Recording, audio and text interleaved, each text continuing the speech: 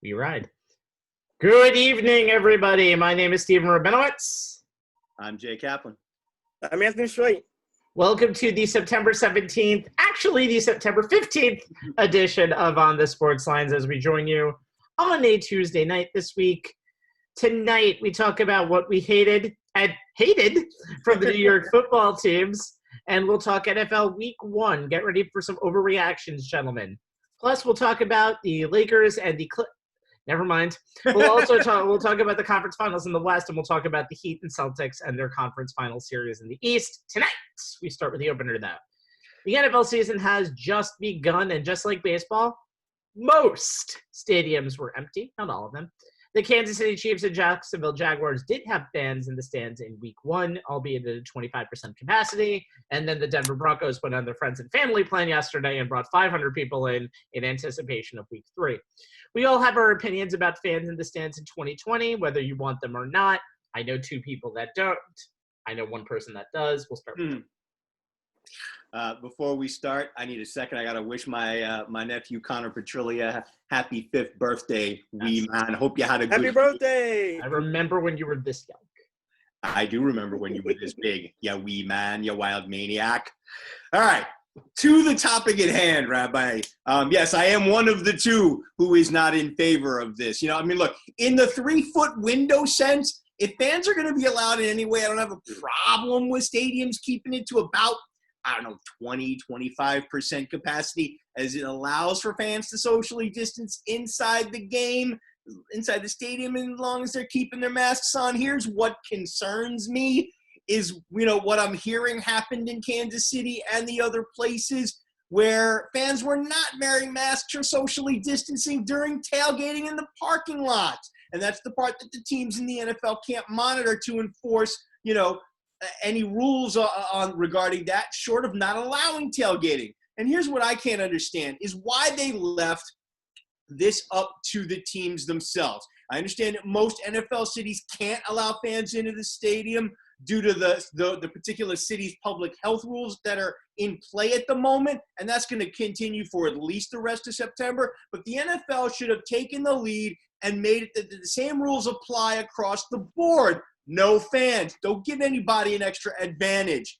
And no more than 20, 25% capacity, depending on the size of the stadium. Masks at all times in the confines of the stadium. No tailgating. Keep the personal contact between fans to a minimum. Anything else, and you're opening the door to an outbreak or a spike in cases in that city. Like what would happen when the bars were allowed to open. Because think about it, guys. What is tailgating but a large open-air bar restaurant scenario where people gather in large quantities and don't think about the fact that there's still a pandemic on? I understand the communal nature of football is one of the things I love most about the sport, but it's the thing that cannot be allowed during a pandemic.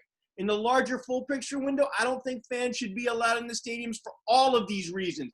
Owners can paint it with the quote, our fans are so much a part of our game. They've been through so much. We got to have them in there, even if it's just a small portion of them.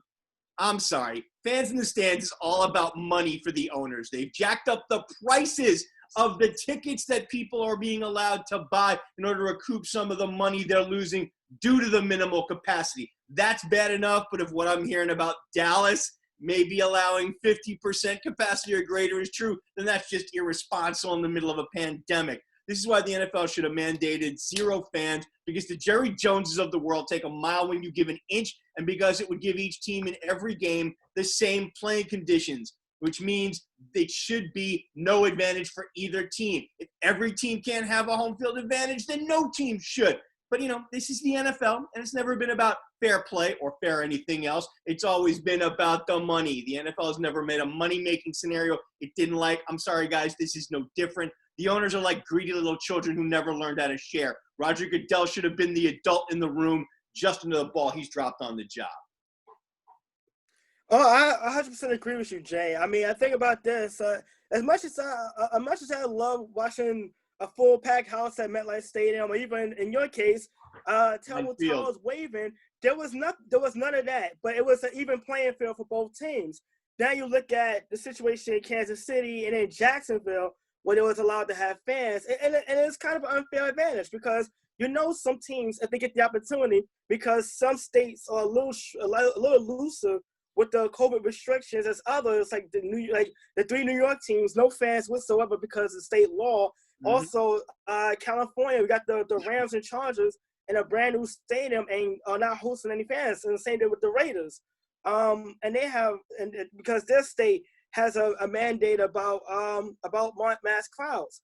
But what I think and I put some of this on the Players Association as well. I mean, when they came to agreement on some of the COVID-19 protocols, that should have been one of the main things. No fans whatsoever. You see what's going on in Major League Baseball. You see that obviously NBA and NHL is in a bubble, no fans allowed. But Major League Baseball, you have not seen any fans in any of the stadiums that has hosted games this season. And it hasn't really been much of an advantage to either team as much as it's been to play on the field. So now you look at it like this: the Broncos have 500 fans, which mostly friends and family. Mm-hmm. But but you're not testing those. You're testing the players, and anything could go wrong that could cause even the slightest of an outbreak. And you can't control, like you said, the tailgating outside the stadium, because obviously the NFL doesn't, can't control what's going on outside of his venues. And with the owners, obviously, the league should have known that a guy like Jerry Jones is all about the money. If you give him just a little bit, he's going to take a mile, and he's going to try to get people like 50% capacity in a 100,000 seat stadium. But Texas has been was one of the harder hit states over the course of the summer as far as COVID-19. So right then and there, the league should have stepped in and just told all the teams in the league immediately, no fans. Look, I would love to see fans back in the stadium at some point. I just don't think this season is the best season to do it because if you read like Expos and some of the things you see in the news, that with flu season coming up, they are expecting possibly another second wave of this pandemic. Yep. And right now, I don't think you want to be rolling the dice, not just for the players and the personnel, but also fans. I mean, if you really think you value the fans that much, I would think the public health would would trump the dollars at the end of the day. But we're talking about businessmen. We're talking about businessmen here. So exactly, I don't think you guys are seeing it from that point. I understand. I'm fully seeing it. I'm fully seeing it. Because obviously, now, first of all, let's start with Jacksonville and Kansas City. These are 2 COVID hotspots, and they're prime. I mean, Jacksonville is primarily mixed, but as we see in Kansas City, they don't give two you-know-whats about catching anything because they want to see their world champions. You know what? Let them. Let these stadiums all have a quarter capacity. Because Kansas City didn't even sell out that quarter capacity, so there are still some people who are smart about it. I don't think there should be a league-wide mandated rule. I don't think there's really any advantage to a quarter of a crowd, because the real main advantage of having the crowd is to push false starts, and it's not like you're going to get too many false starts when there's I don't know, Rabbi. You and I both know the players play off the energy of the crowd. They do play off the energy of the crowd, but they also play off the energy of their home. So they're all at their home. They know their confines, and unlike baseball, when you're going really just 100 miles or even 250 miles and staying in your region, you're doing east to west coast trips. The 49ers, for example, are going to be stuck in West Virginia in between their Jets and Giants weeks, and we'll get to that in just a second. So it's where they want to go. It's perfectly fine. But it's something that you're gonna have to see. You need to recoup some money from this season. Baseball kind of said didn't really care because they're playing a 60-game schedule anyway. What's going to be the difference if they allow 10,000 fans into the stadium? They'll have some money, but not a lot. But you know what? If you're willing to risk it, if you're willing to be an idiot and go out, you know what? You have the right to do that. We have the right. Yeah, but we're relying on human behavior. We've seen throughout this whole pandemic that trusting full-grown adults to do the right thing hasn't exactly panned out well for everyone. No, but we can't. No, but we can't tell adults what to do all of the time. And I understand that this is not wearing a mask situation. This is not a wearing a mask situation. This is if you want to be stupid, be stupid.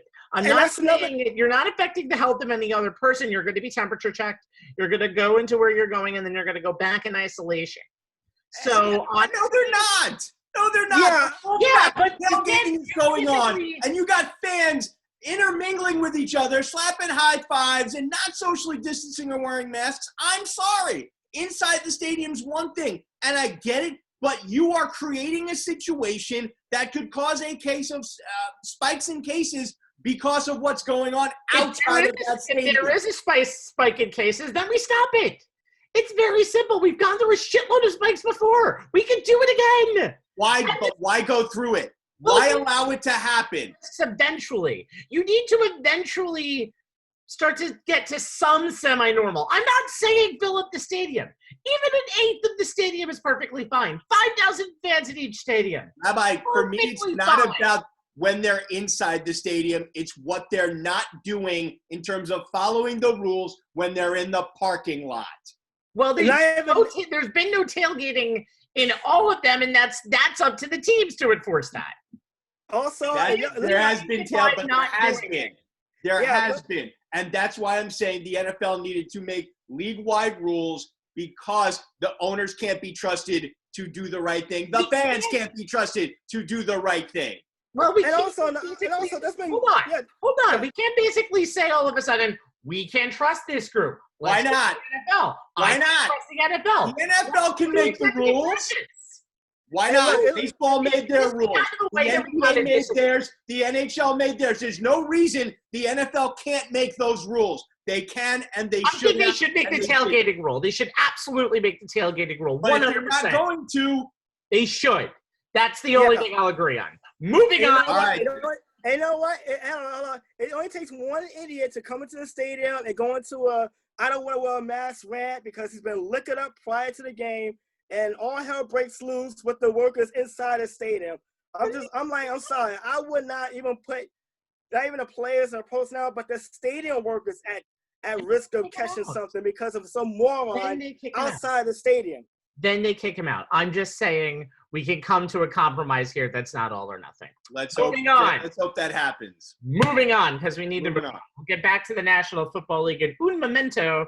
But now let's go to the NBA, the National Basketball Association. The conference finals is between the Boston Celtics and the Miami Heat. The first ever time we see a 3 and a 5 in the conference finals ever. And I think the first time since maybe the 70s, if I heard correctly. First time a 1 and a 2 have not made it. I think it was 69. I think that there's been different ways I've seen that, but it's been a long ass time.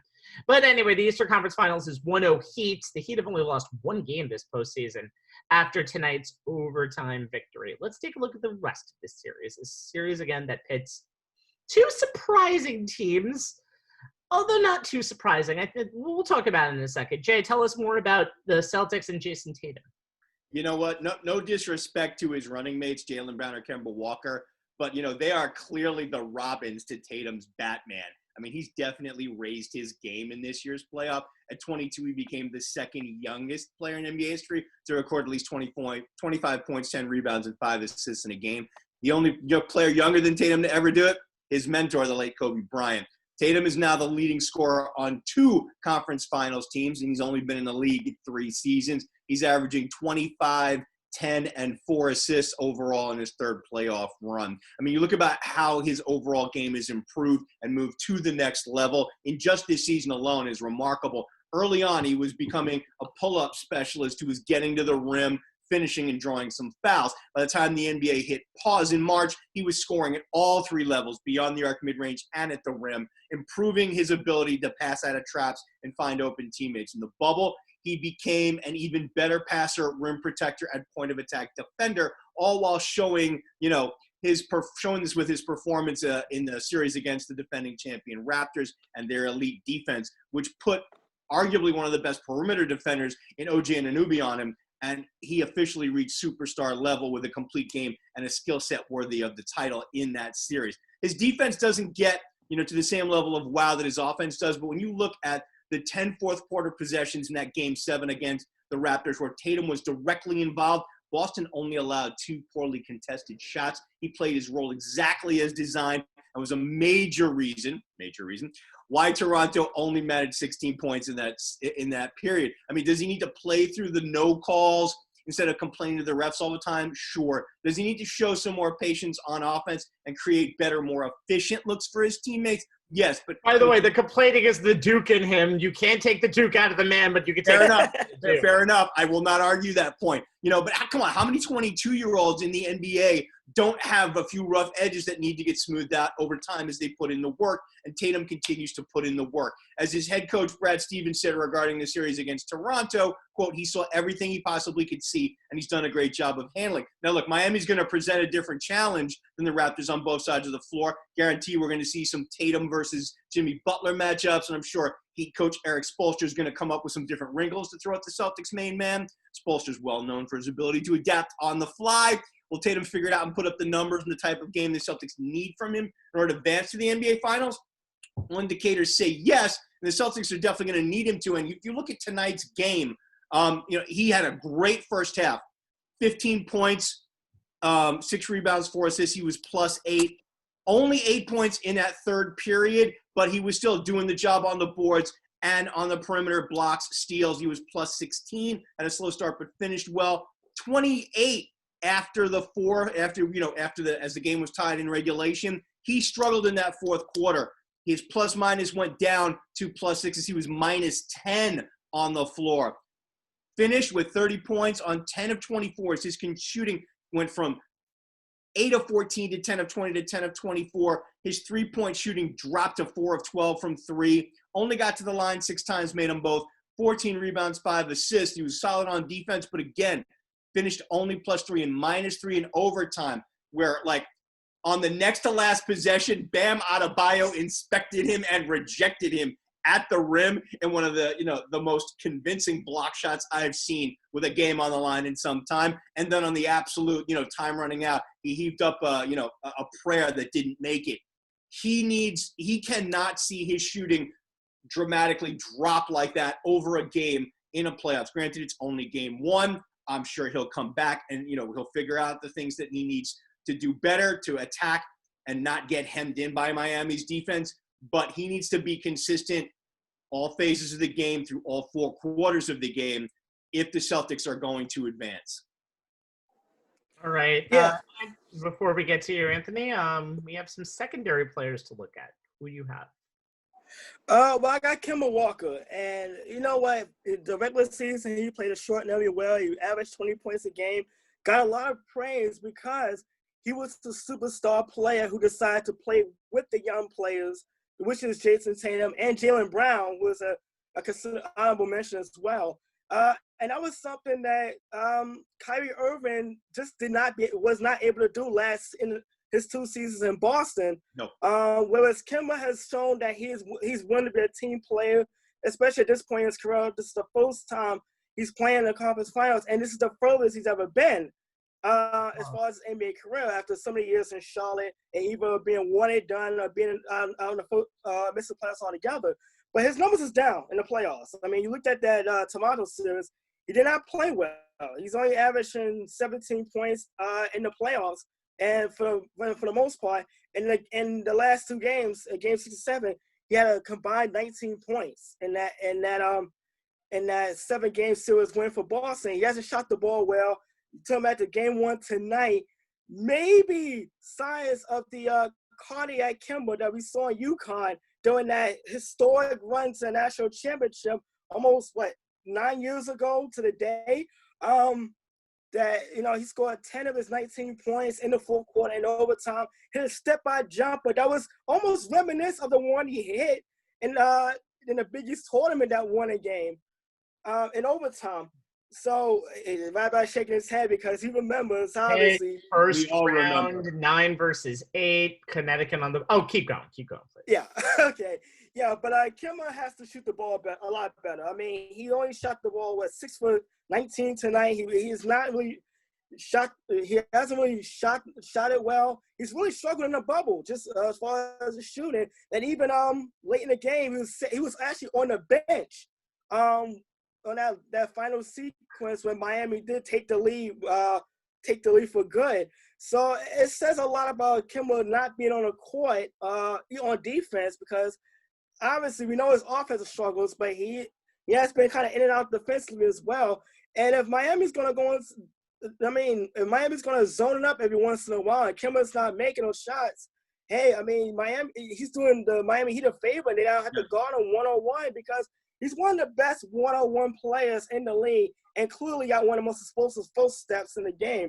But if he's struggling and not knocking down anything, I mean, Miami's just going to zone it up and make him be an outside shooter, which he's not being able to do.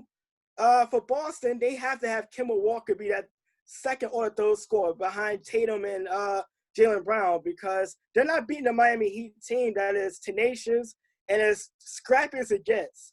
And if Kemba is not going to show up in this series. And most importantly in that, to get to the third point that I have, the Celtics will win this series if the next guy – I don't have to say if all the time. Jesus. No, I said if. Yeah, that's should have muted you on that. I have the power. Anyway, the Celtics will win this series if Marcus Smart can be able to play well on both sides of the ball. We kind of saw the yin and the yang of this as Marcus Smart had a minus tonight, but scored 26 points and was very effective from three. But you want Marcus Smart to be what he was in Game 7 of the Raptors series, and that's getting 16 points, but also going plus 13 when he's on the floor. He needs to create, but most importantly, he needs to defend.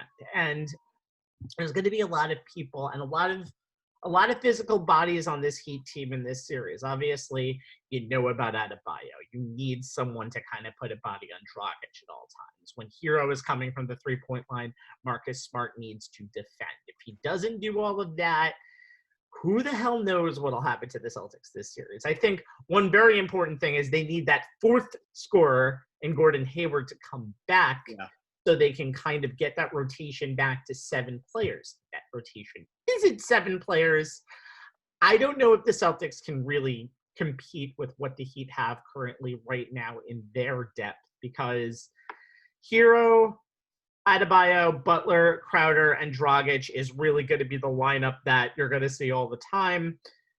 And we'll get to that in a second, but you need somebody to defend this team, because you can't see 4 players in the Heat going for 18 plus. You can't see this Heat team having so much diversity. You want Butler to get his, but you don't want Dragic and Crowder to get theirs, because if they do, that is going to be a little bit of a problem. And we'll talk about that also when we talk about the Miami Heat, just right now.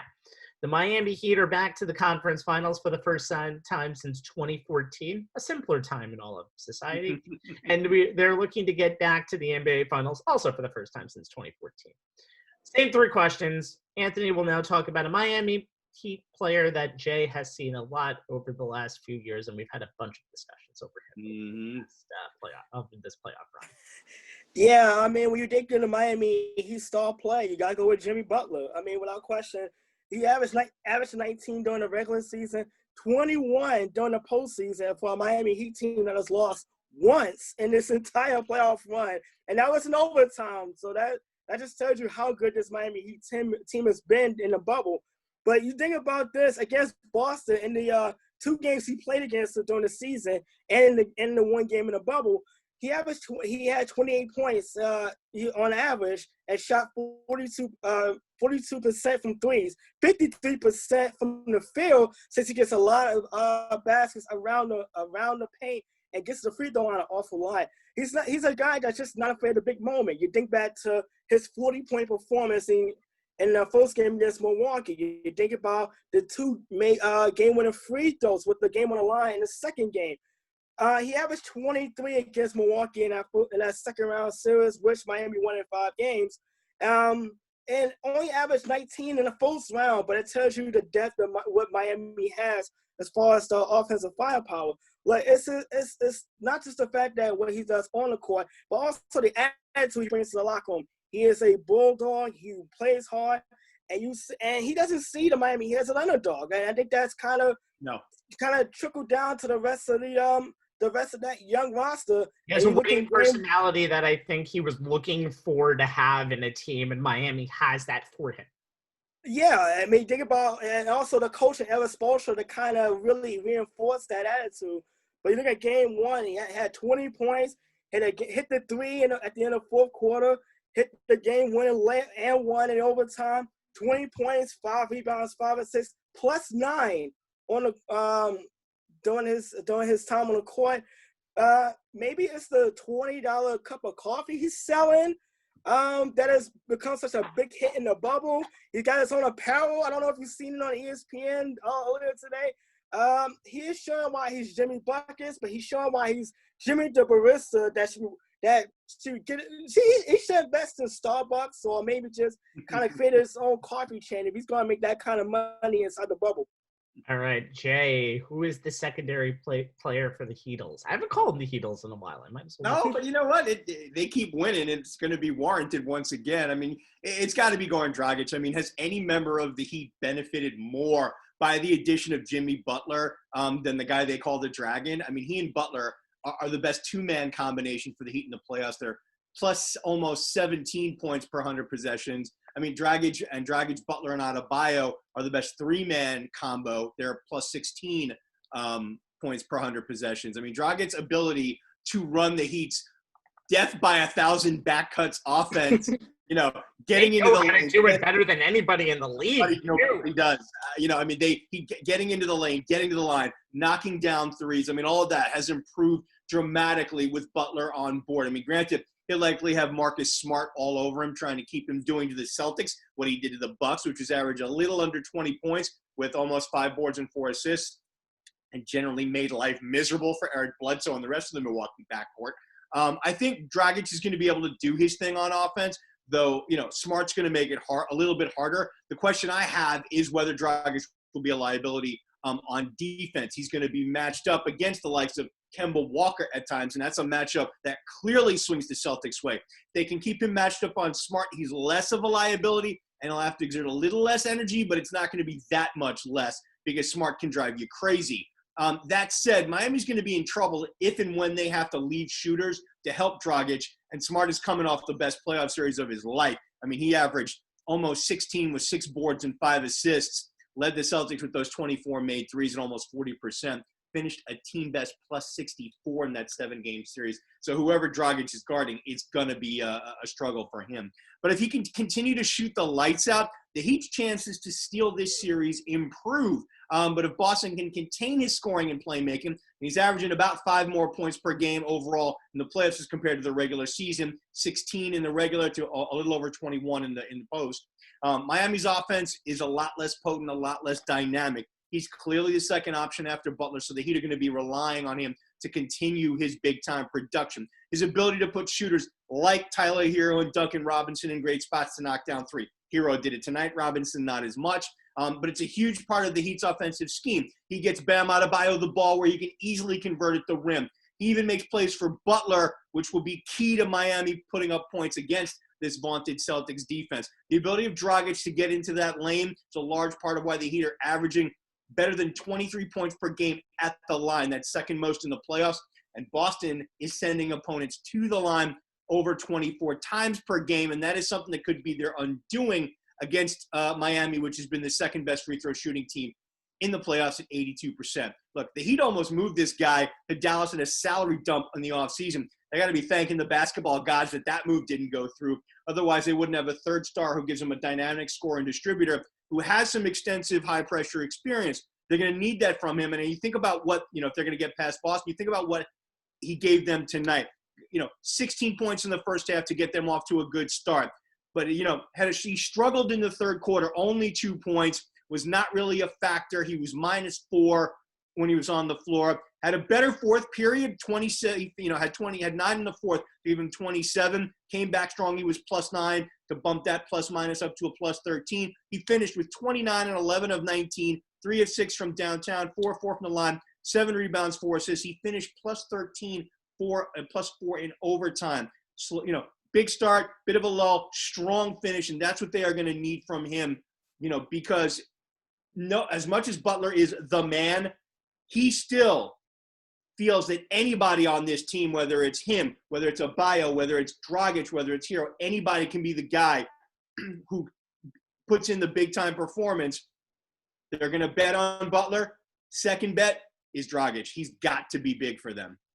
I think all of their core 6 have to be big in this series. And that's fair. Outside of Robinson, they all were tonight. Okay, so the Miami Heat will win this series if the defensive intensity that they had against the Bucks carries over to the Celtics series. It did sort of tonight. You saw that big block by Adebayo late in the game.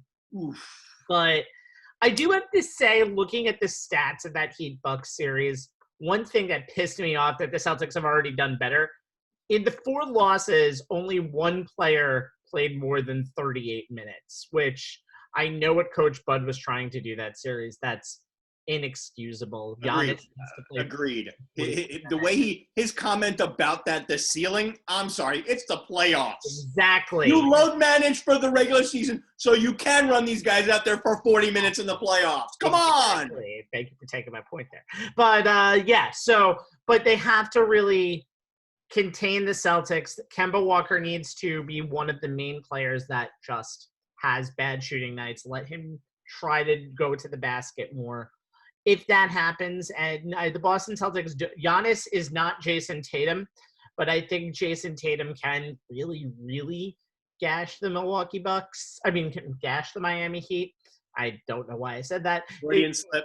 It is a Freudian slip. But if they can just bring that same energy that they had in that Bucks series, I think that they're going to win this series. It's almost a pick 'em when you think about it.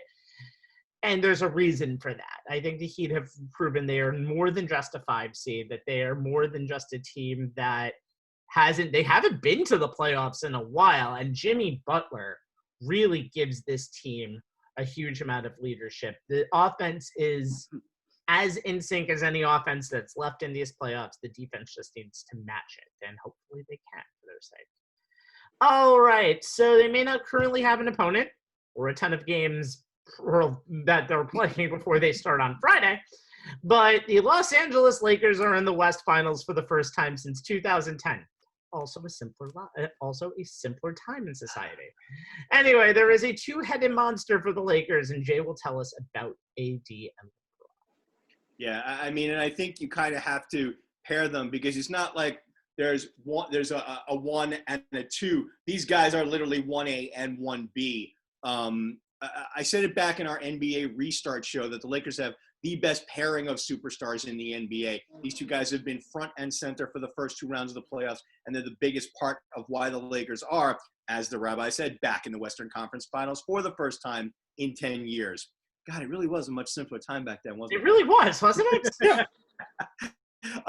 They're the first teammates to average 25 points and 10 rebounds in a series since Bob Pettit and Cliff Hagan for the St. Louis Hawks in 1961. Talk about a simpler time.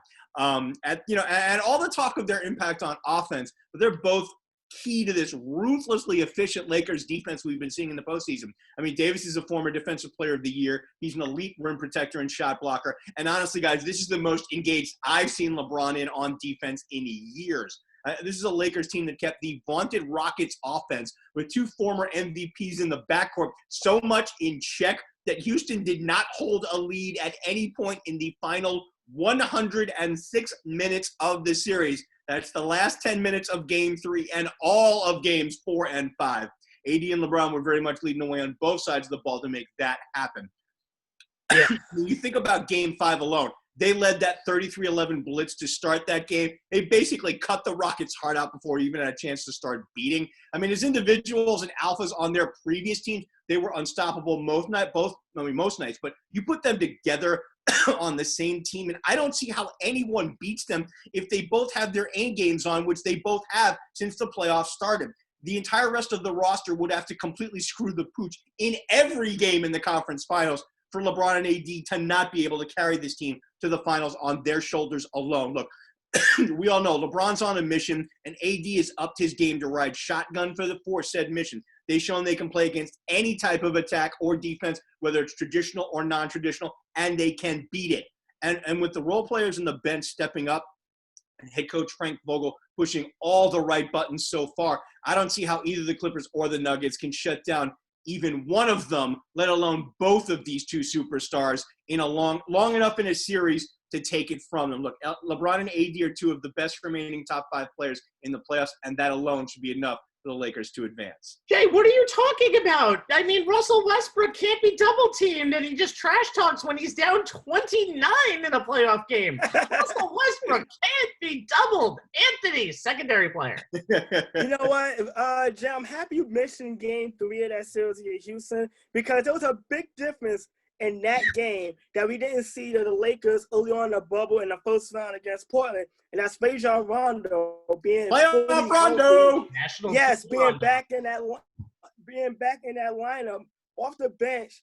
He literally turned the tide of this series with his performance in Game 3. He's finished with 21 points, 9 assists off the bench, got a big steal during that big run off James Harden that led to a layup, made a huge pass to the GOAT of all time, Caruso, for a wide open 3-pointer that really pretty much stretched that lead to 10.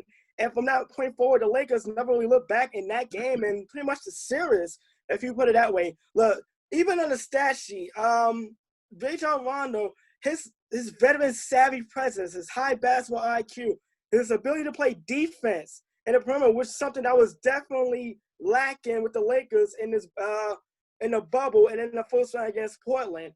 And also, him being on the court allows LeBron James to kind of take some time off of being a playmaker. He can kind of play off the ball a little more and kind of let Rondo run the offense. Rondo is very good at setting up his teammates with shots. Probably the only one outside of LeBron James who can set up his teammates for open looks.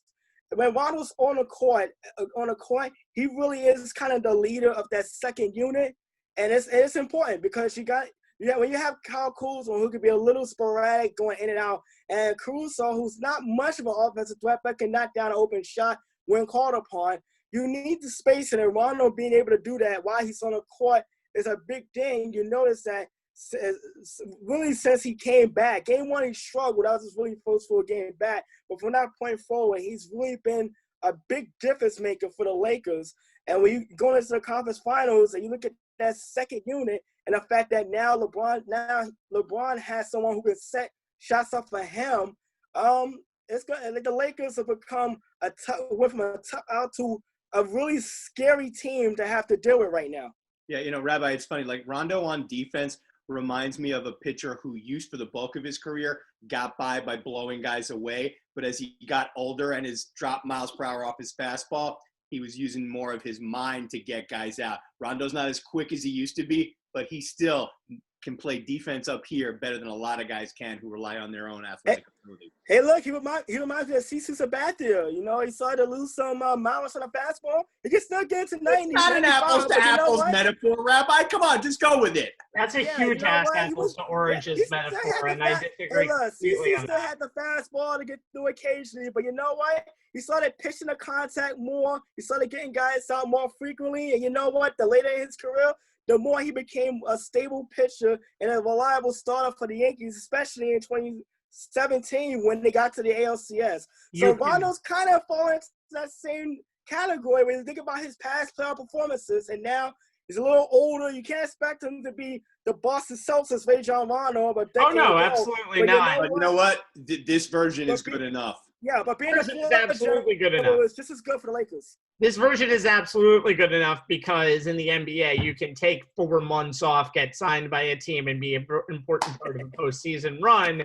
And that's why I can't use the Sabathia method, because literally Rondo is only really available for 2 months of the year, which is perfectly fine. It's just an annoying trend. Okay, so the Lakers will win this series and probably the NBA title if this deadly small ball lineup, which again has people featured from 6'6" to 6'11", so small ball, please put it in whatever terms that you think it is actually, but if this small ball lineup can do exactly what it's done. They kind of went to it in the middle of game 2 when JaVale McGee got hurt, and JaVale McGee and Dwight Howard.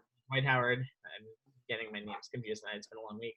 Have played exactly as many minutes as you, me, and Anthony have at the 5 in the last 3 games. 0 DNPs for Dwight Howard in games 2 through 5. Just take a look at the numbers of this starting 5 plus minus in the closeout game versus Houston.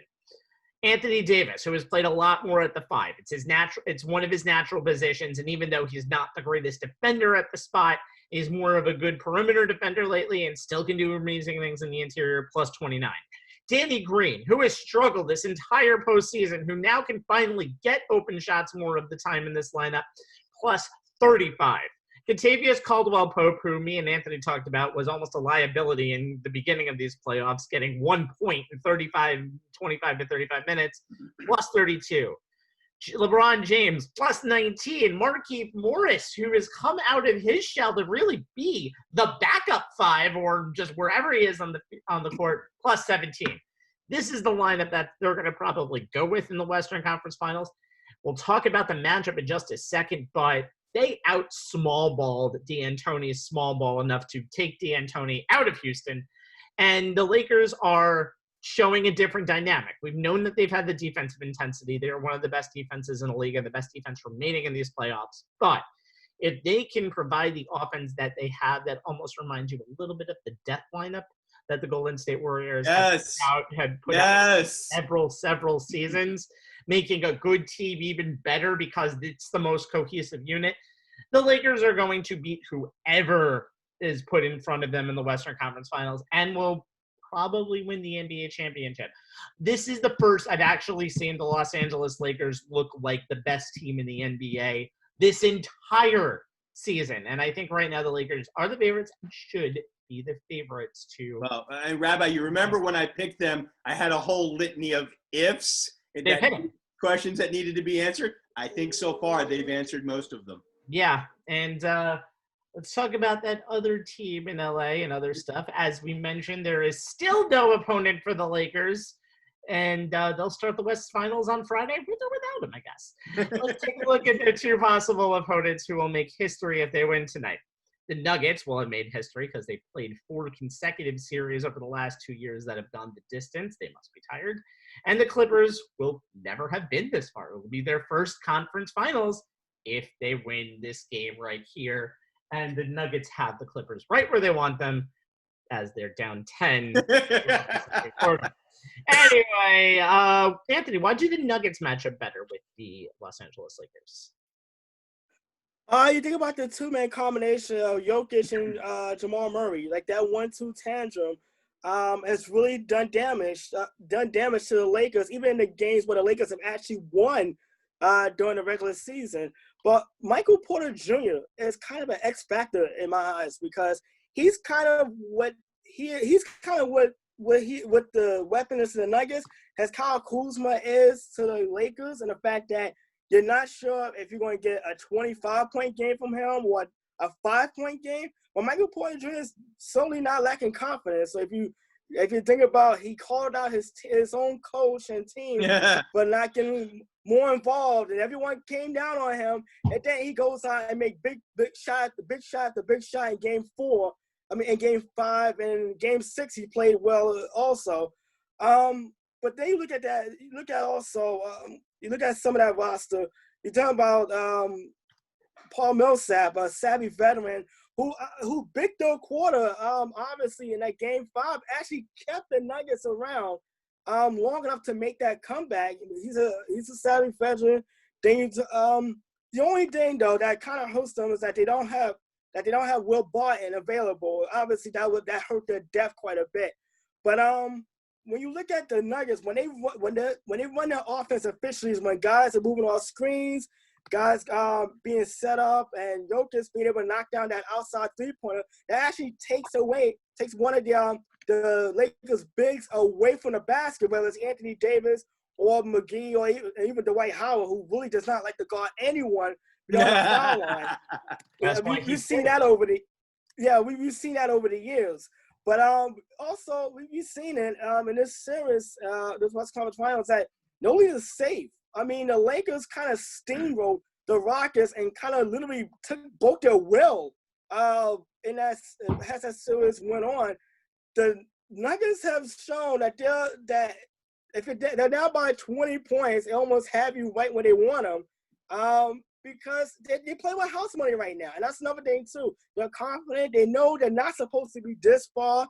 And they know, and wouldn't they love to kind of go off script and ruin the whole narrative that everyone has thought of this LA Western Conference Finals showdown, or better yet, get into the finals for the first time in their franchise history. So the Denver Nuggets, because of the wild card of them falling behind but never really being out of a game, and the two superstars, that created a bit of a challenge for a Laker team that has shown that they are vulnerable in the beginning of a series. And you don't want to fall behind 1-0 to this Nugget team who just never seems to have any quit in them whatsoever. And I think one thing that you have to notice is in that Murray-Jokic combo, Murray was really the guy who pushed everything in the series versus Utah and made Jokic a second option that you had to fear. And now it's the exact opposite. The Nuggets are finding many ways to get Jokic the ball, get him to touch the ball as many times as possible. Yeah. And Jokic can't find the shot in his double team, give it out to Murray. Murray is a good scorer and needs to be exactly what he's been in this series, anywhere between 20 and 30. He can't go 30 to 40 every single time. You can't expect that. But if that happens, Jokic needs to step up, and he really has done that. Yeah, I mean, Rabbi and tonight combined, those two guys have 29 of Denver's 46 points as we have about 2.5 left in the first half. Yeah, but the problem is they need more than that, especially yes, they do. The Clippers team is doing this right now. Yep. Jay, LA's second sister, and they're always going to be called LA's second sister until they win a title. What do they need to do? What would they need to do to beat the Lakers if they get there? I mean, if you think about it, guys, I mean, on paper, the Clippers, who split their season series with the Lakers, winning the first two and losing the last two, would seem to be the team the Lakers should at least want to face. I mean, the Clips have two superstars in Kawhi Leonard and Paul George, both of whom can drop 25 on you in any given night, shut down your best perimeter player at the same time. They have a current and former sixth man of the year in Montrezl Harrell and Lou Williams, along with other solid role players like the other Morris twin, Markieff, Austin Rivers, and I'm sorry, not Austin Rivers, Landry Shamet and Patrick Beverly. I got Rivers on the brain. Got to tell you. Because you would think knocking Austin Rivers. Yep. But there was a Rivers in Los Angeles. There you go. Landry Shamet, who the Sixers are probably regretting not having on the team right now, and Patrick Beverly. And they have one of the best coaches in the NBA in Doc Rivers. They can score the ball. They can lock down on defense with the best of them. This is a team that should be able to match up with the Lakers and give them a highly competitive series. But their inability to close out the Nuggets in Games 5 and Game 6, blowing 15-plus point leads in both, has me wondering, and I know it has you guys wondering, if the Clippers are nothing more than a product of an overactive hype machine. I believe Anthony has used some version of that phrase one more than one. Many times. Exactly. Times. A team that reads its own press clippings, to use the old newspaper vernacular, and thinks it can just step on the floor and beat teams they think have less talent, and then plays down to the level of those teams. This is no disrespect to Denver, who has shown multiple times in the playoffs that they will not go quietly and will make you pay for underestimating them or not having your A game. But the Clippers seem to have left said A game somewhere on the Orlando campus other than the arena floor. I mean, think about it, guys. When the Clippers do bring their A game, they are a matchup problem for any team, including the Lakers. Kawhi is one of the few players who can actually match up on LeBron both sides of the floor. He can guard him and force him into expending energy on defense when they're matched head-to-head. Paul George, in theory, would have the upper hand in a matchup with someone like Danny Green. Montrezl Harrell, when he is at the top of his game, and he's not quite there yet, can guard anyone on the Lakers' front court, even AD. Lou Williams would be a tough cover for either Rajon Rondo or Alex Caruso, in a bench matchup, or even KCP if Williams is on the floor with the Clippers starters, as he usually is at the end of a game. Doc Rivers is a championship-winning coach, and there's very little he hasn't seen. But the Clippers team that we have seen the last two games, guys, is a shadow of the one a lot of us had as presumptive favorites to come out of the West. And if that team shows up for Game 7, and we still don't know yet whether or not they have or not, they're going home. And that much anticipated LA versus LA matchup in the Western Conference Finals will have to wait to next year. However, if the Clippers find their A game and manage to escape Denver in Game 7 and make that matchup happen this year, the Lakers could be in for their toughest test so far in the Western Conference playoffs. I don't know. Jamal Murray's trying to make sure that doesn't happen. He's already got 25 going into not even going into halftime yet. Nobody can seemingly guard that kid. Yeah, I agree with a lot of the things you said, and I'm actually going to take a point that Anthony said, because I think he does give the Clippers a massive amount of disrespect this year, and most of it. But I will say this: the Clippers find a way to play down to their opponent, and I don't think they played down to the Nuggets, but I think there was a part of them that said, we've got this series in the bag.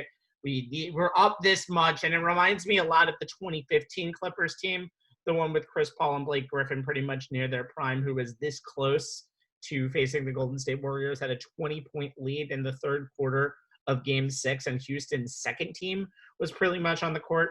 That team gets back, gets them to a Game 7, and then they win that game in Houston. I also think there's a little bit of pressure on this Clippers organization, because now you have the bats in the belfry that's saying, "Oh, we've never been to a conference finals before. Here would be an accomplishment." 7 Yep. in their 0-7 in their last attempts to win the game that would send them on to the conference finals. It's amazing. By the way, I want to interject. I have not disrespected Clippers, but because I was one of those people who bought into the hype, but I followed them all season, and for whatever when you follow a team all season, there's a trend, and the Clippers believe they could just out-talent anyone on a given night, and that team. Of course they could. They have more talent. Yeah, but here's the thing: that other team gets paid on a 1st and 15 and every month to compete as well. And we saw a prime example of Game 5 of Paul Millsap and good grief, my mind went blank for a second. And Jamal Murray. Montrezl Harrell. It was Paul Millsap and Montrezl Harrell that kind of got into a bit of a back and forth, and suddenly it seemed like kind of awoke the Denver Nuggets. It's almost like the Clippers are trying to be something that they're not. They're trying to be the backyard bullies, when the truth is, I don't think they really figured out what identity they are as a team. They play so well on defense on one night, then they rely so much on their offensive firepower, or they give the ball to Kawhi Leonard and say, please save us, because Paul George is 3 for 9 tonight. Pandemic P is making a very ill-timed return to a Game 7 that the Clippers have to win. And you look at this game, you can feel the pressure of a close game. If this game stays close in the fourth quarter, and we've seen the Clippers are completely kind of falling apart down the stretch in these close games, even against Dallas in the first round. When they had no answer for Luka whatsoever, and kind of got bailed out with Kristaps Porzingis getting injured. But when you look at it, it's like either Kawhi or hopefully Paul George has this shooting night tonight, but they haven't got anything for Lou Williams or Montrezl Harrell. Lou Williams is the third best scorer on this team, and it's not even close. And he's been bad in these last 2 games. And I got to tell you, Anthony, I think you're absolutely right. If this game stays close, it is going to come down to Kawhi to bail them out and win the game for them. But you know what? This is the situation he asked to be put in when he moved to this team, because it was eventually going to come down to it. But you know what? You want to get paid? This is where you earn your money if you are the alpha. When a board man's going to have to earn his pay tonight. That's for sure. Okay, let me talk about Lou Williams before we move on. Since the 36-point game that he had in Game 4 versus the Clippers, here are his numbers. 8. Versus who? Versus the Mavericks. Thank you for we're all a little we're not used to being on the air on Tuesday night. Yeah. All right, so here is this number line for points. 8, 5, 10, 13, 10, 12, 4, and 14. Can't have it. Not for one of the best scorers in the NBA. Can't have it. He's a little close to the best off the bench. All right, moving on. It's on to the National Football League. And if you saw my teases of this show on Instagram and Facebook, we are going to crush the New York teams. Let's start with the New York Jets. The Jets lost, and I'm going to say this again, by a fool's gold score of 27-17 at Buffalo week 1. Perfect description. Not indicative of how pitiful the Jets were during that game. If they didn't have that huge touchdown from Jamison Crowder, this is a real blowout. Offense, defense, special teams. We have issues galore for Gang Green. Jay, offense first. My takeaway from week 1 for the offense is that the Jets offense was flat out offensive. From Sam Darnold to the O-line to the head coach and just about everyone else. All the things that we were concerned about during training camp came to the fore in that it's a perfect line, Rabbi. 27-17, fool's gold loss to Buffalo that you are correct was not as close as the score would indicate. The O-line is not yet cohesive. The running game is a work in progress because there are 2 running backs, though they're down to 1 because Le'Veon Bell is out now. They just signed somebody from Miami. I think it's Kellen Ballage or something like that. But with 2 markedly different running styles, neither of which is really working with that line. The receiving core is mediocre at best, and tight end Chris Herndon wasn't the weapon he was hyped up to be. Sam Darnold's decision-making is still not where we'd like it to be. And head coach Adam Gase's ability to scheme and prepare this team is becoming more and more suspect. And other than, as mentioned, wide receiver screen, the Jamison Crowder took 69 yards to the house. The offense generated nothing, whether it was on the ground where they managed a pathetic 52 yards on 15 carries. That's 3.5 per carry, guys. Or the air where Darnold averaged 6.1 yards per attempt, including the 69-yarder. The offensive line couldn't open holes for the ground game. The pass protection was spotty. They allowed 3 sacks. And Sam Darnold had awful footwork, made some awful decisions, and some awful throws, encapsulated by an interception where instead of tossing it out of bounds, he attempted a back-footed cross-body throw on the move. It is a play a third-year quarterback should know better than to attempt, but Darnold is still trying to make, even though he admitted after the game that he, quote, just tried to fit a ball in there that I shouldn't have, end quote.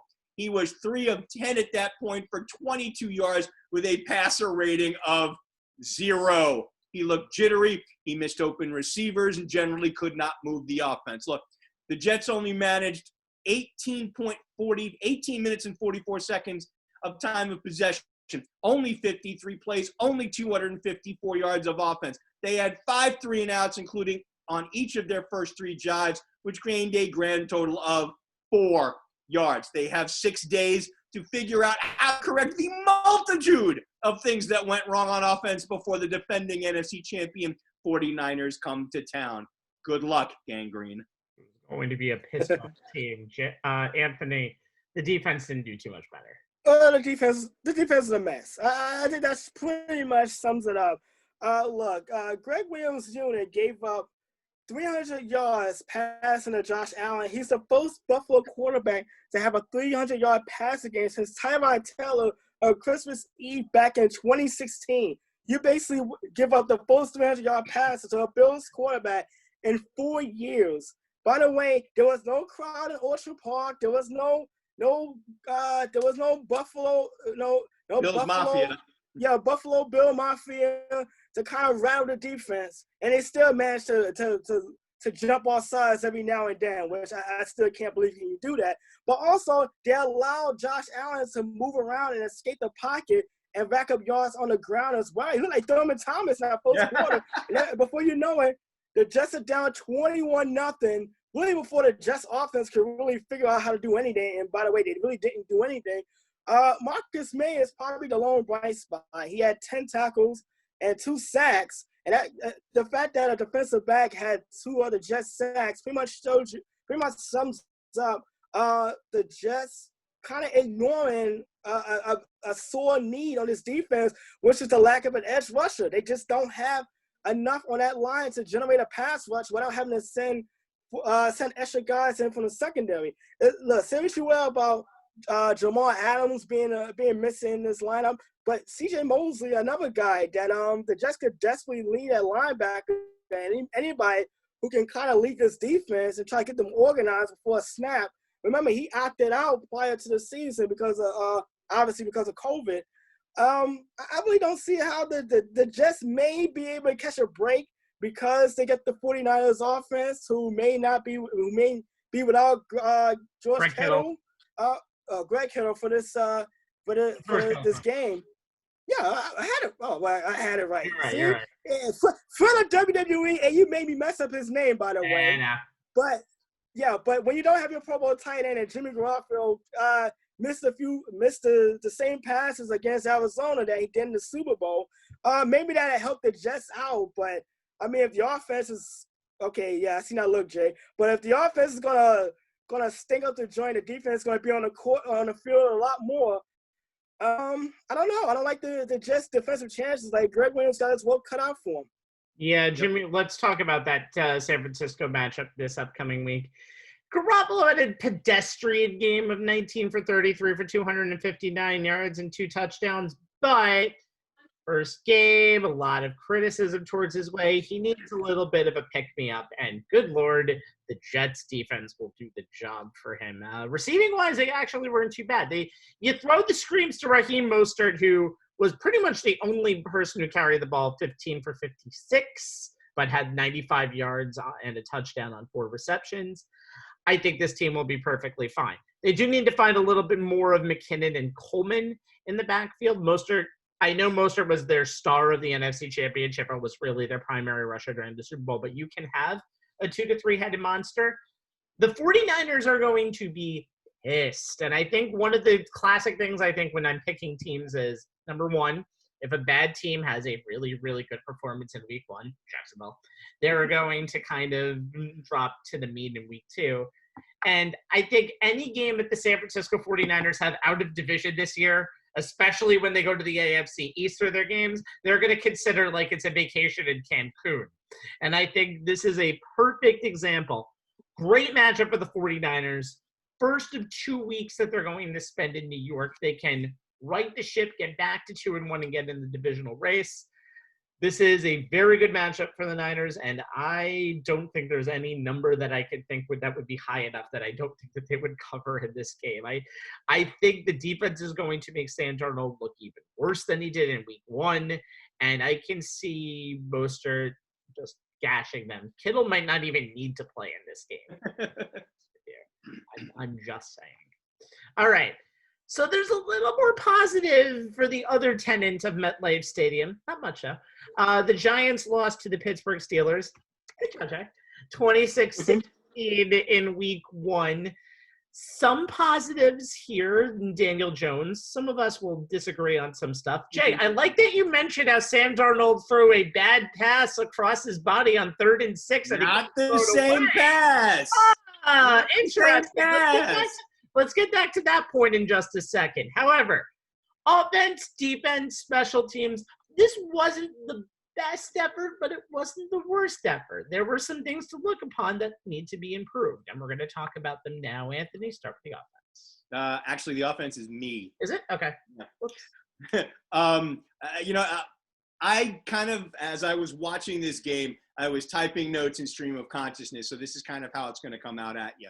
I liked the fact that early in the game, the Giants were trying to create some pace and some tempo with their offense, going no huddle, trying to hurry up and get to the line to prevent the Steelers from getting into their sub packages, trying to keep that D off balance. I think it was a good early move by offensive coordinator Jason Garrett. The Giants just couldn't keep that up the entire game. Nothing from the running game, -3 yards in the first half. Barkley had 9 carries for 3 yards in the first half, 15 carries for 6 yards overall. He was hit at or behind the line in 11 of his 15 carries. He had negative yards on 8 of those carries. He did make plays in the passing game, 6 catches for 60 yards, including a really nice 38-yard screenplay. However, his struggles in pass protection and blitz pickup continue. The offensive line struggled with the Steelers' pass rush and run D. Steelers got penetration up the middle on runs and down the line. Didn't matter. I mean, pick a gap. They sent somebody through it. They strung out the outside runs. They pressured from the edge. They pressured up the middle. Linebackers from Vince Williams on the inside, Dupree and Watt from the outside, Hilton coming from the slot corner or safety. Any gap, the pass rush came through it. Jones was sacked 3 times, hit 8 times, was under constant pressure all game. I mean, granted, a brand new center and 2 new tackles had a lot to do with it. It does take time for an O-line to develop chemistry and cohesiveness. Evan Engram was not a factor at all. No. 2 receptions on 7 targets for only 9 yards. Dropped a pass on the opening drive. Struggled with his blocking all night. Was called for an offensive pass interference. That's not what you need from this guy. We've been talking him up as a playmaker. He's still yet to deliver on the hype. As for Daniel Jones, he made plays in the passing game. That 41-yard TD to Slayton was a beautifully thrown ball. He was 9 of 16, 151 yards, 1 TD, 1 pick, sacked twice in the first half. The interception, I mean, you got to tip your hat to TJ Watt. Yes. I mean, he was literally, he was going up to attempt to knock the ball down. The fact that he just managed to get his both hands on the ball and come away with it for a pick, you tip your hat. That's just a great player making a great play. The 18-play, 87-yard drive that took up 8 minutes, 41 seconds. They came up short as Jones got hit by Dupree as his arm is coming forward and throws that interception that Cam Hayward just, like a shortstop settling under an infield fly on the 19th play of that drive. That killed them. Yeah. The rabbi and I went back and forth on text that night. We disagree on whether or not Jones should have simply taken the sack or run out of bounds. I saw on replays that Slayton was coming open on the back line of the end zone. It looked like there was a possibility of a throw. We'll never know because Dupree hit his arm as it was going forward. Yeah. There's a lot of ways that could have played out. We'll agree to disagree on what should have done. He will look from it either way. One last thing about that before we continue. I think it's not what Jones could have done. I think it's the question of how much blame goes into Jones because there is a part of everybody that says throw the ball away. I think we both think that he could have done that. It's just a question of he could have done that. It's right. Really my opinion on that was just the time and situation because of what they did, and it was a second down play. Maybe. I always think that's it. But, yeah, we agree to disagree. I'm just kind of seeing my point of the side. No, absolutely. Look, and here's the thing, and look, until that play, think about this. I mean, I thought that's where he was going with it. I like his confidence in Joe Judge, despite the way that play turned out, was very big on the aggressiveness that Jones showed trying to make plays. Not rookie mistakes trying to force balls, but feeling confident in his skill set to make plays. And that's the leap you're kind of looking for from a quarterback from year 1 to year 2. But, guys, until that play, Jones was having his way with the Steelers' defense on that drive, making plays with both his arm and his legs. He was moving the sticks. He converted 4 third downs and a 4th. And all of this despite not getting anything from the ground game. He looked just as solid in that 2-minute drill late in the 4th after the Steelers went up 26-10. He marched the Giants down the field, hit Slayton for that second touchdown.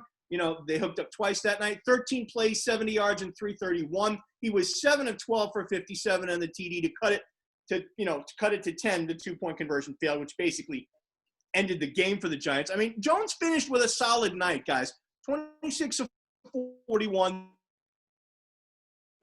2 touchdowns, 2 picks. He showed his ability to move in the pocket as well as to escape pressure, scrambling 3 times for 23 yards. His connection with Slayton picked up right where they left off last season, resulting in those 2 touchdowns. I think that's definitely something to watch as we go forward.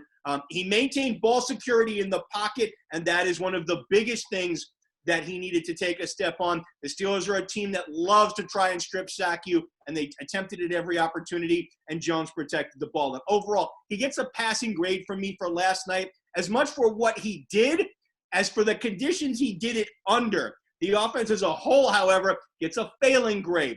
Need more from Barkley on the ground, Engram in the air, and just more overall from the offensive line.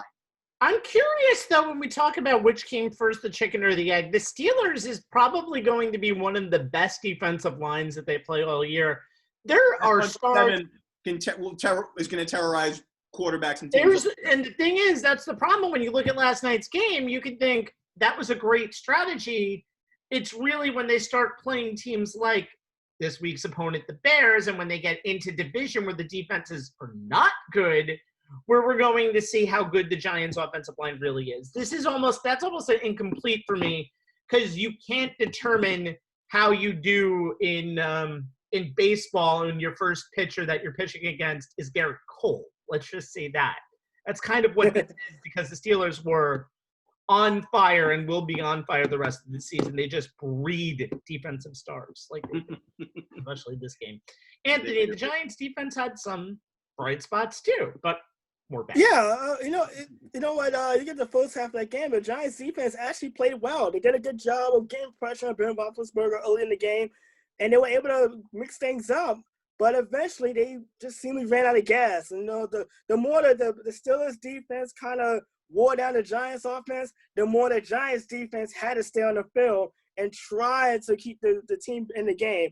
But evidently, that drive towards the end of the first half, 2-minute drill, was Ben Roethlisberger basically being a savvy 17-year veteran, and eventually just kind of getting the dust, getting the rust out of his system. He hadn't played over a year, and just basically picking apart this young Giants secondary who really got chewed to shreds with these crossing routes and being left one-on-one. I mean, Juju Smith-Schuster, who's one of my favorite players, believe it or not, and a friend to the video game and anime community, might I add.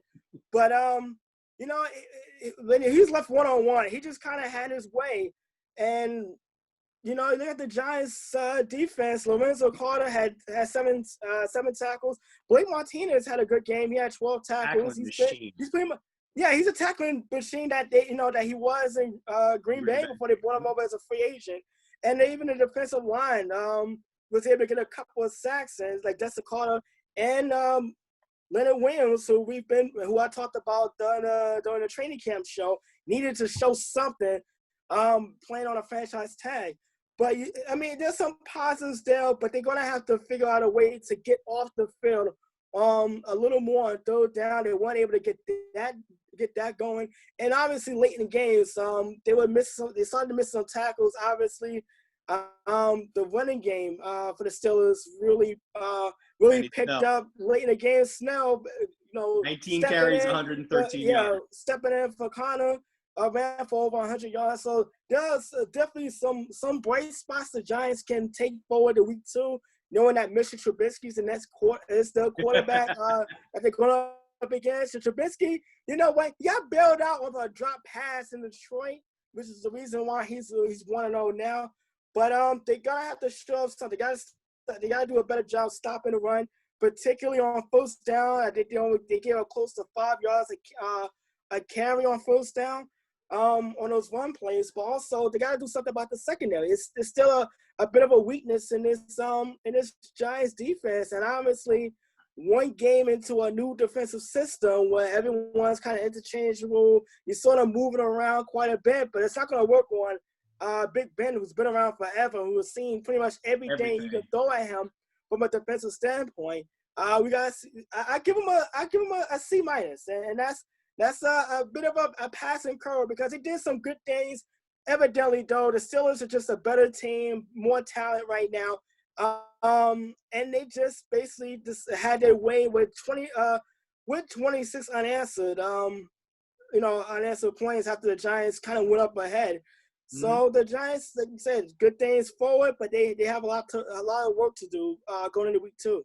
One thing that we need to mention is the fact that Joe Judge is going to learn how to make offensive adjustments in the game plan. You didn't really see too much of that last night.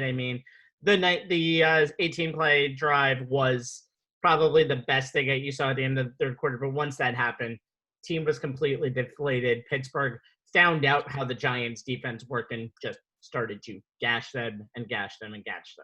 So we move on from Ben Roethlisberger to the dollar store version of Ben Roethlisberger and Mitch Trubisky for this Sunday's game versus the Bears. Anthony just said it perfectly. 21 unanswered to go from what a lot of people thought was a game that saved his job. I'm not going that far. It's week 1. To a game that makes people think that Trubisky does have some good qualities. 242 yards, 3 touchdowns. But again, they were literally a DeAndre Swift missed catch away from going to 0-1 against a not so great Detroit Lions team. Receiving-wise, this team actually does have some weapons for Trubisky, and I think the best weapons that you could possibly have for a middle-of-the-road team. Cordell Patterson's not terrible. Anthony Miller went 4 for 76 with a touchdown. Jimmy Graham is on his 9,000th different team, and every time I play him in fantasy football, he usually does well, and I usually see him against me. And Allen Robinson, who has made headlines today because he's looking for a new contract and took away all mention that he is a Bears wide receiver on social media. So it does mean that the Bears are a little bit more of a mess than their last opponents were. Must win for the Giants, especially with the 49ers coming in week 3. And your Daniel Jones, you saw everybody on that team, the Steelers on last night. You see a San Francisco line with Nick Bosa and everybody in week 3, and you see Khalil Mack right in the middle in week 2. Not a good first few weeks for Daniel Jones, but we're going to see a little more of Daniel Jones, I think, making good passes. I think Daniel Jones is going to have a lot of progression this year, unlike what we're seeing from the other co-tenant of MetLife Stadium. And if he doesn't have too much progression, year 3 is going to be a big year. But I think they can beat the Bears. I think they're on the same level as the Bears.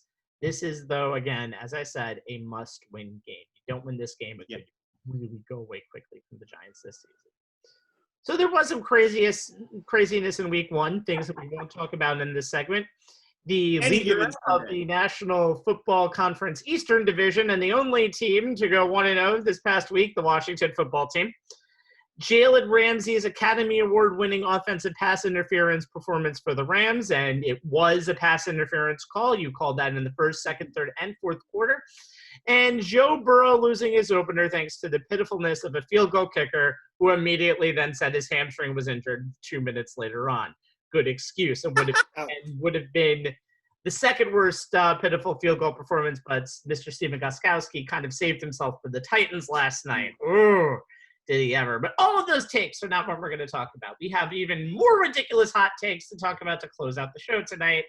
Anthony, start us off with the one and only 8th wonder of the world himself, Mr. Gardner Minshew.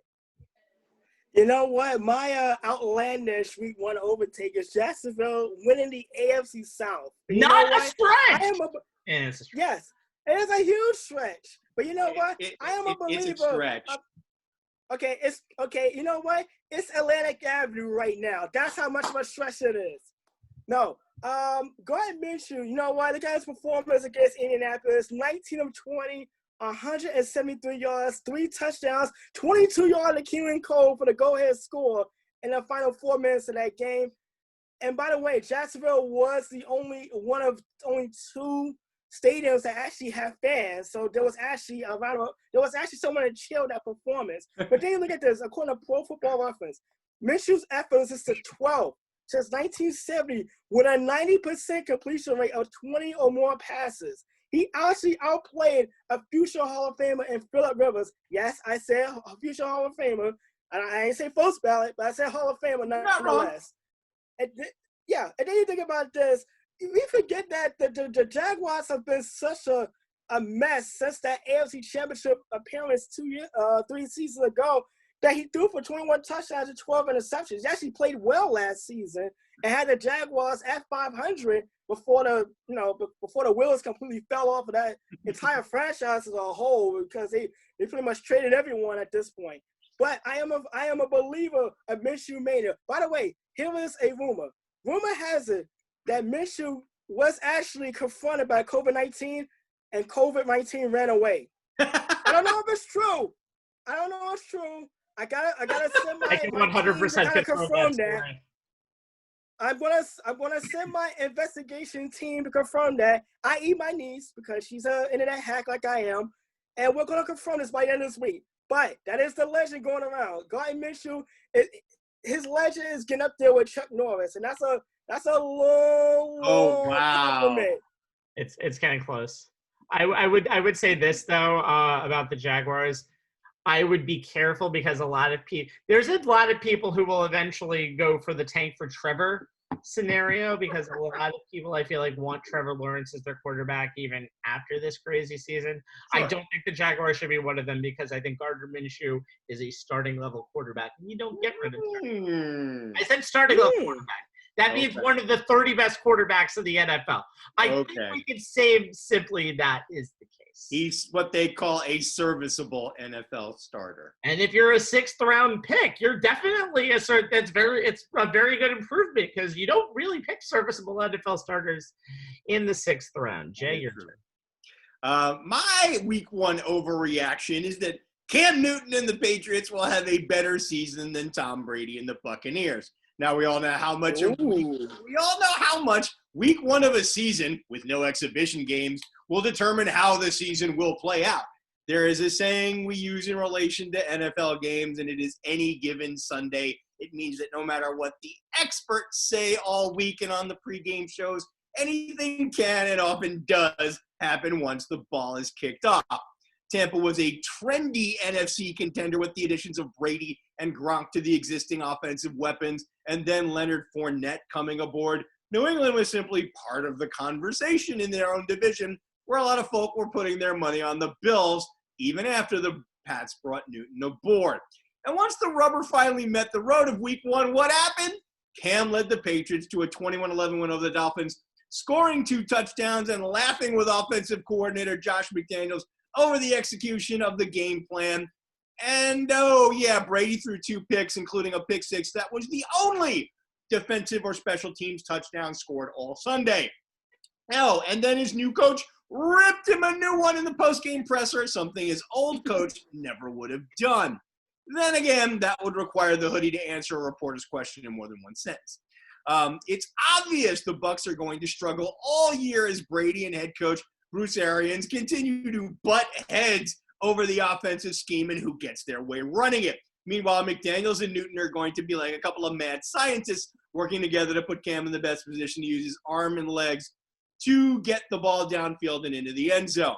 Brady is 2-5 in his last 7 starts, including 0-3 against the likes of Mahomes, Breeze, and Deshaun Watson. And he goes from playing the easiest schedule in terms of opposing quarterbacks last year to the 9th toughest this season. He gets Breeze twice, Ryan twice in division games, plus Mahomes, Rodgers, and Stafford.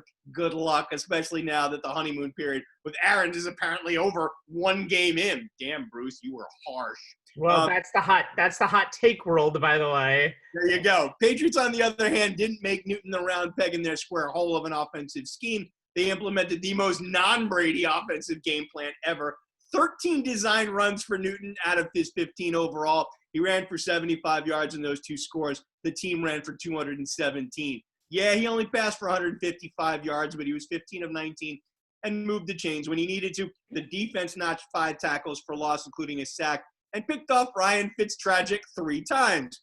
Is that formula going to work every week? No, but it worked this week, and honestly, that's all Belichick cares about. What gets him to win in any given week. And that adaptability is why Cam Newton will resurrect his career and the Patriots will win the AFC East, while the lack of adaptability by Arians is why the Bucs will not even make the final wild card out of the NFC South. Enough of a week 1 overreaction for you, gents? It's a possibility. You know what? I do find it funny that Tom Brady goes from the hoodie to the kangaroo hat. It is immediately criticized for his poor play. But you know what? If you ever read or heard about Bruce Arians as a coach, even as a coordinator, he doesn't pull punches. And I hope Tom Brady and Giselle Bunch is ready for that. Pulling punches, and then there's going for the haymaker in the opening second of the first round. Well, Bruce Arians is not somebody to be defined by his quarterback. 2 things on the new look Patriots, by the way, who are, God damn it, actually likable in the post-Tom Brady era. Number 1, the question asked to Bill Belichick, have you ever seen an atmosphere like this in an NFL game? And he immediately said, practice, which is the best line possible. And number 2. You're welcome, Rabbi. And number 2, I believe Sony Michel doing the Cam Newton celebration spike when he scored his touchdown. Cam is really rubbed off on this team. And I mean, as long as he stays healthy, which should be his first name, this is a very, very interesting Patriot team, who I had picked as one of my other contenders. And I think them, Pittsburgh, and Tennessee, who all won this week one, are all people not named Kansas City or Baltimore who can make noise in the AFC. My overreaction, and I'm going to tell you something I didn't tell you before in the pre-show meeting. I believe the Green Bay Packers purposely draft the quarterback in the first round to motivate Aaron Rodgers to do what he is doing right now. 300, he will win the MVP in 2020. 364 yards and 4 touchdowns in week one in a place which has been a house of horrors until last year and this year. Minnesota is where he has been lost his season at certain times. And not the same Minnesota secondary because of Danielle Hunter, but just look at where Rodgers threw the ball. You give a touchdown to Allen Lazard, a touchdown to Marquise Valdez-Scantling, who also threw a lot. Yeah, exactly. I mean, he was the number 2 wide receiver for this team last year, and you don't know who he is. And he also dropped a bunch of passes during this game. And Devontae Adams has really shown himself. I mean, Michael Thomas had no performance in week one, so Devontae Adams really performed like the top wide receiver right now in football. DeAndre Hopkins would have something to say about that comment. DeAndre Hopkins didn't score a touchdown, my friend. Fair. Devontae Adams scored 2. So at least at the moment, Devontae Adams is at least competing for that number 1 spot. There we go. Outside of that, I think playing the NFC North, which right now should be at least a 5-1, maybe even 6-0 for the Packers, will really, really help this team out. Not a lot of people saw this team as an NFC contender because, again, a lot of people thought that they had a fool's gold 13-3 record in 2019. But if the Green Bay Packers play this way, I don't know if there's going to be too many teams outside of the NFC West that can touch them. It's year 2 of the Matt LaFleur system. We didn't give him enough credit for doing so pretty well in year 1 of a new system, which he hasn't had too many of in his career. Aaron Rodgers, my friends, is not dead. Won't be for a while. And Jordan Love, you can keep that seat on the bench for as long as you can and be prepared to be playing. He may wind up keeping that seat as warm as Rodgers did while he was understudying under Brett Favre. And if you guys remember, that was 4 years. 3 years, and on the 4th year, 3 years and change. But I do have to say this week of NFL has made us feel a little bit whole again, and we didn't even get to some topics that we want to get to. We almost have we're overtime away from the Stanley Cup Finals being set. That's right. The Stars got in last night, and the Lightning are about to get in. I do have to say, I wanted to see Islanders and Golden Knights. I know you did too. There's going to be a lot of offense in that series. Anybody got any thoughts? You know what? As much as it pains us as New Yorkers to see a New York team go down, especially, when they've gotten farther than they have in a very long time. And honestly, no one really expected them to get this far, especially after losing John Tavares. Granted, they're going to go out not the way they would have wanted to. I'm sure they would have liked to have, played Tampa Bay to a hard-fought 7th game and maybe, lost in overtime if they were going to go out. But you know what? I got to tip my hat to what Barry Trotz was able to do with this team this year. It's not going to end the way they wanted it to, but, I got to give them a whole lot of credit for getting as far as they did. They just ran. I mean, we said this when we first started our first show where we talked about this series, and Rabbi, you're the one who made the analogy, and it's perfectly apt. The Tampa Bay Lightning are UVA the year after they got knocked out by a 16 seed in the first round. That team, that coach, they're on a mission, and they are just not – they're going to steamroll over everyone who gets in their way. It's going to be a hell of a Stanley Cup final. Yeah, I mean, you mentioned it. The Islanders, they have played head and shoulders above expectations going into the season, also going into this bubble. You remember, they were going backwards prior to the suspension of the NHL season, in danger of missing the playoffs altogether. Mm-hmm. And it was almost like the bubble kind of gave them a second life. They really kicked it up in the qualifiers against Florida and really kind of went from down. They almost blew a 3-1 series lead, but really dominated that Game 7 against Philadelphia. You know what? They just ran into a Tampa Bay team that they were the butt of the jokes at the NHL Awards last year. And I know because I was in Vegas. I was there at the Mandalay Bay Hotel and watching Kenan Thompson kind of roast them to shreds on national television. But you see them but Tampa Bay just been on a mission to kind of right the wrong. They kind of got the monkey off their back by beating Columbus early on in the playoffs. That kind of exercised a 365-day demon that they couldn't get over. So like I said, the Islanders, I mean, they're still in overtime. Whether it's tonight or even Thursday, the series may be wrapped up. But you know what? As a Ranger fan, I gotta tip my hat to them. They have been a tremendous good team. Barry Trotz has done a heck of a job, and it'd be great to see what they're able to do in the next few years, especially going into the new arena. Yep. All right, gentlemen, that does it for another edition of On the Sports Lines. So many things in flux. This Clippers are 12 minutes away from going home, or as Smith would say, on fishing. Well, it was the pressure is starting to tighten. I mentioned it. The throat muscles are the game is close. Gag reflexes are kicking in. 12, 19, and 11, by the way, for Jokic. I really love Jokic's game. Anyway. 15 rebound plus triple-double through 3 quarters. That man is amazing. Yeah, 19. Yeah. And it close to time in the game 7, by the way. Really? First time. All right, guys. That does it for tonight. Enjoy all of the sports that are going on. It's like a sports apocalypse right now. We are back next Thursday, and if not, just watch our little website for more details and updates. We'll be back with another edition of On the Sports Lines. We are live, including tonight. And whenever we are on Facebook.com/On the Sports Lines on demand, whether it be the next day or if you even want to watch it the next week, on YouTube.com/On the Sports Lines. And Jay, I'll give you the honors this week. You can follow us on Twitter at ONTH Sportslines, where you'll see the link to pick up this show. Next week, because I'm now proud to talk about the Yankees again, especially after their 20-6 thumping. The Hunt for October edition. Especially after their 20-6 thumping tonight to get back into second place in the AL. Is that 6 in a row? 7 in a row? I believe it's 7 in a row. Yeah, they're back. They're back.